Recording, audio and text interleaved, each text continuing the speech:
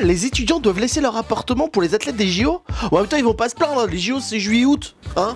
Vu le réchauffement climatique, il fait 40 degrés la nuit, ça va. Et je pense que les étudiants seront fiers de se dire que voilà, ils peuvent prêter leur logement, mettre à disposition leur logement. Le gouvernement pense que c'est une chance pour les étudiants de laisser leur appartement pour un lanceur de poids ou un tireur à l'arc. Quelle chance. Oui, parce que c'est que des sportifs de sport un peu obscurs qui vont aller dans des crousses, hein. Parce que j'imagine mal Kylian Mbappé aller dans les logements étudiants avec les toilettes communes. Salut Kiki, c'est quand même sympa de ramener son propre rouleau de toilette, hein. On a l'impression d'être au camping.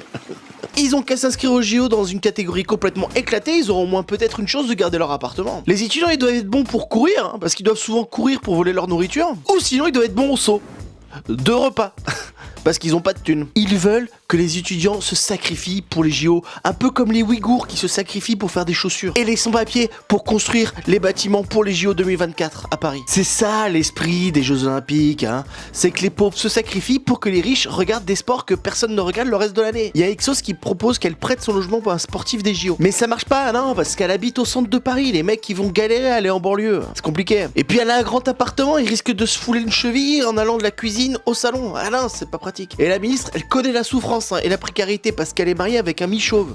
Bon, le mi-chauve, c'est l'ancien président de la Société Générale. Bon, voilà. Un certain nombre d'étudiants avec la billetterie populaire gratuite aux Jeux Olympiques et Paralympiques pour leur permettre aussi de bénéficier une fois dans la vie, voilà, de ce spectacle incroyable des Jeux. Alors attention, parce que les étudiants, ils vont avoir des places gratuites pour les JO. Hein. Qui refuserait de dormir 2 mois dehors pour avoir 2 billets pour la finale de softball Inde-Écosse? Faudrait déjà savoir ce que c'est le softball. Alors ce qu'elle dit pas, c'est que ça serait bien que les étudiants rentrent une fois par semaine dans leur logement.